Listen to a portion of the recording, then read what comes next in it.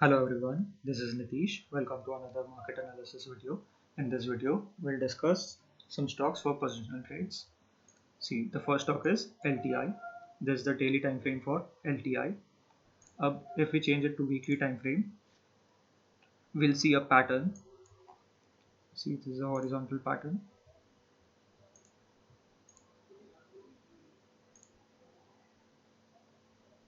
And इसका breakout ये channel का दे दिया है LTI ने. See, this was an inside candle also. और ये था एक wick. ये विक का बेसिक मीनिंग लोगों को पता नहीं है, बट विक का मीनिंग है कि पहले ही ऊपर गया हुआ है स्टॉक, बट प्राइस रिजेक्शन की वजह से वो नीचे आकर क्लोज हुआ, फिर वापस इनसाइड कैंडल, विच मीन्स ये होल्ड किया है. अगर देखेंगे तो वापस ये फ्लैग एंड पोल पैटर्न का जो सेम फॉर्मेशन होता है, ऊपर जाके कंसोलिडेट, देन अगेन ऊपर, ये वही है बट सिर्फ पैटर्न अलग है. ऊपर जाके थोड़ा कंसोलिडेट या थोड़ा नीचे आया, रिट्रेस हुआ, फिर वापस एक होल्ड लिया, which is this part, and again movement. तो ये है उसका ब्रेकआउट. तो you can enter in L T I at this levels also. See the first stock was L T I. Next is Sun Pharma. Very important stock. See, इतना बड़ा consolidation के बाद एक breakout. see the volumes also you can see, and RS, इसके ऊपर भी मैं एक वीडियो बनाऊंगा RS इंडिकेटर के ऊपर. RS also turned green.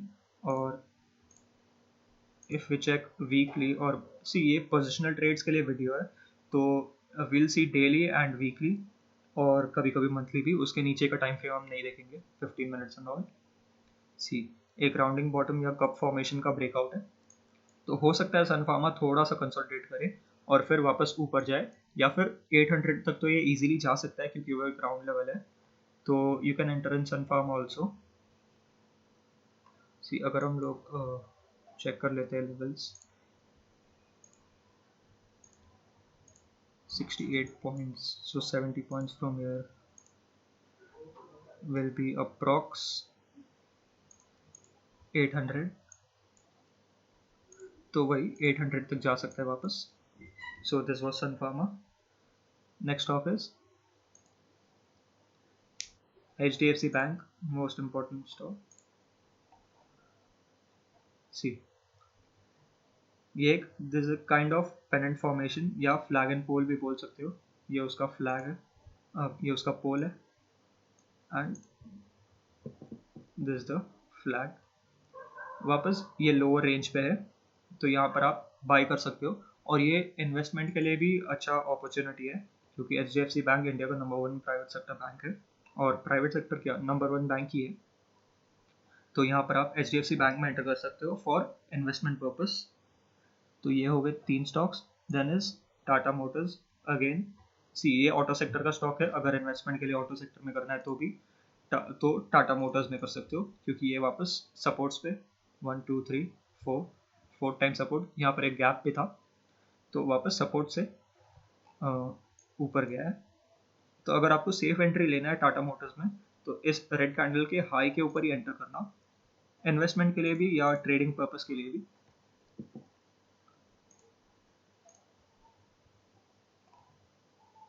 ये 300 के ऊपर ही एंटर करना. जब भी 300 के ऊपर क्रॉस करके क्लोजिंग दे दे, तो आप एंटर कर सकते हो टाटा मोटर्स में.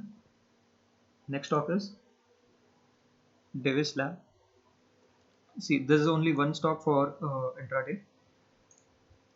सी, ये इसका जो हाई प्राइस है, इसके ऊपर एक भी 15 मिनट का कैंडल क्लोज होता है तो आप एंटर कर सकते हो. इसके 4943 के 10 रुपीज़ नीचे 4933 पे स्टॉप लॉस लगा के आपको 1% का टारगेट इजीली मिल जाएगा. अगर ये यहाँ से रिजेक्ट होता है तो शॉर्ट मत करना, ये बुलिश स्टॉक है. सी, ये हो गया डिविस लैब. ये सिर्फ एक था मोस्टली इंट्राडे के लिए. Then is Tata Chemicals. See, Tata Chemicals भी इतने बड़े टाइम से कंसोलिडेट कर रहा है. सिमिलर पैटर्न है. This is a pole and flag.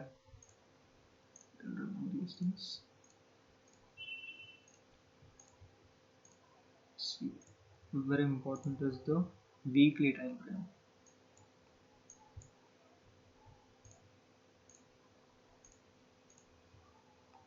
यहाँ पर भी काफ़ी टाइम उसने कंसोलिडेट किया था ये रेंज में, और वापस यहाँ पर कर रहा है, मतलब ये काफ़ी स्ट्रॉन्ग रेजिस्टेंस है। और शायद मंथली में भी था इसका, नहीं, ठीक है। So Tata chemicals if it crosses, अगर आपको सेफ एंट्री चाहिए इन्वेस्टमेंट के लिए आप यहाँ पर ले सकते हो। सेफ एंट्री करना है अगर, तो फिर 800 के ऊपर अगर क्लोजिंग दे देता है, क्योंकि वो एक ग्राउंड लेवल है तो हर बार वहाँ से रिजेक्शन आ सकता है, तो 800 के ऊपर एक बार क्लोजिंग दे देता है तो आप उसको पोजिशनल के लिए एंटर कर सकते हो। Next stock is SBI life.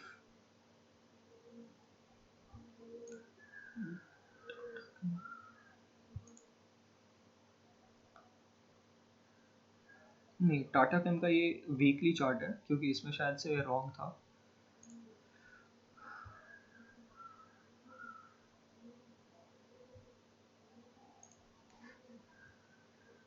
Trading view पे चार्ट शायद से रॉन्ग दिखाया हुआ था वीकली चार्ट का।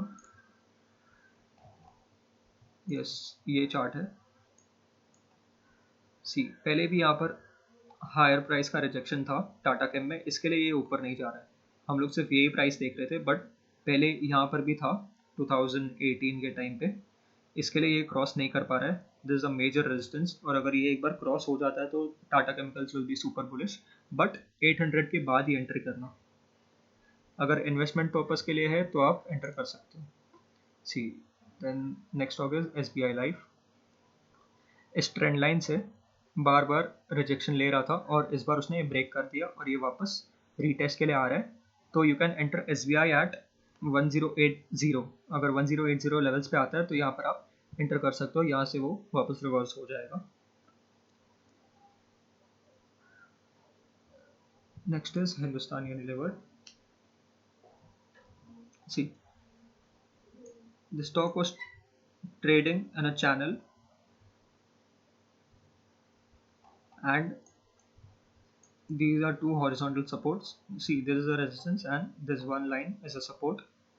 यहाँ पर काफ़ी बार इसने सपोर्ट लिया हुआ है और ये वापस इसी सपोर्ट पे है, तो इसमें भी इन्वेस्टमेंट के लिए अगर आपको एंटर करना है तो अभी कर सकते हो। अगर ये सपोर्ट ब्रेक होता है तो फिर वापस ये चैनल पैटर्न का सपोर्ट है, यहाँ पर ज़्यादा नीचे नहीं है, वो 3 to 4% नीचे है। तो यहाँ पर आप कुछ क्वांटिटीज़ ले सकते हो। अगर आपको एग्जाम्पल 20 शेयर्स लेने हैं HUL के, तो 10 यहाँ पर ले सकते हो। फिर अगर क्रॉस होता है, नीचे आता है, तो वापस 10 यहाँ पर ले सकते हो, यहाँ से वो रिवर्स हो जाएगा। Next is HCL tech. See, again a higher price rejection, यहाँ पर एक रेजिस्टेंस, यहाँ पर एक रेजिस्टेंस, यहाँ पर भी था एक, ये वापस higher price rejection. HCL tech काफ़ी बुलिश है, लोग काफ़ी इसके ऊपर बात कर रहे हैं, बट अगर आपके पास पोजिशंस है तो यू कैन होल्ड इट। अगर आपको नया पोजीशन बनाना है तो 1050 अगर क्रॉस करके उसके ऊपर क्लोजिंग देता है तो ही HCL टेक में एंटर करना। सी, इसमें वॉल्यूम्स भी अच्छे हैं, बट एक बार इसका क्लोजिंग इसके ऊपर हो जाने दो। सी, एक बार क्लोज किया था बट वो फॉल्स ब्रेकआउट था और वापस इतना बड़ा red candle and again consolidation. वापस इसके ऊपर जब क्लोज देता है उसके बाद आप एंटर कर सकते हो इसमें। Next is Britannia. See, one more stock exactly at supports, यहाँ पर एक सपोर्ट, यहाँ पर, फिर यहाँ पर, और ये सब सपोर्ट्स वापस वही जोन में है। तो यहाँ पर आप पोजिशनल के लिए भी एंटर कर सकते हो एंड इन्वेस्टमेंट के लिए भी एंटर कर सकते हो।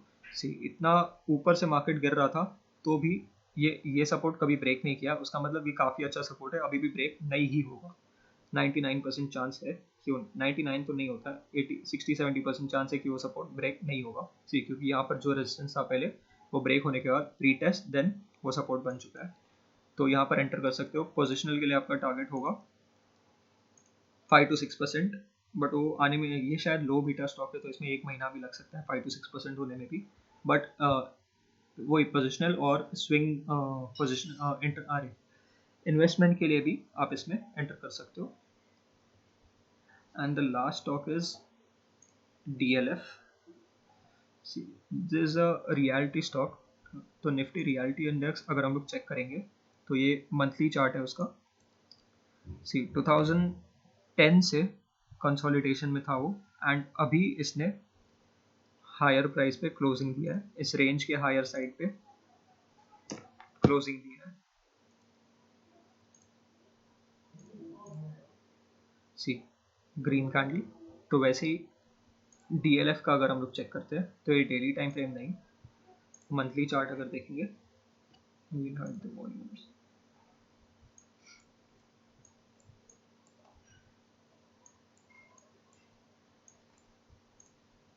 सी ये जो रेजिस्टेंस था, फिर वापस यहाँ पर ब्रेकआउट दे दिया था, बट फॉल्स होकर, ये फॉल्स नहीं था, ये एक रीटेस्ट ही है, बट ये फॉल्स, इसको फॉल्स भी कंसिडर कर सकते हैं। वापस इसने ब्रेकआउट दे दिया है और अच्छे वॉल्यूम्स भी है। See this green candle, big green candle, अच्छे वॉल्यूम्स के साथ ब्रेकआउट दिया हुआ है। तो 2000 क्या था ये 2010 के बाद हाईएस्ट क्लोजिंग है अब तक का, तो 10 साल के बाद का क्लोजिंग है, तो इसमें आप एंटर कर सकते हो DLF में भी। And reality index and DLF, okay. तो ये थे सब stocks, and if you like this video then do like the video and thank you for watching.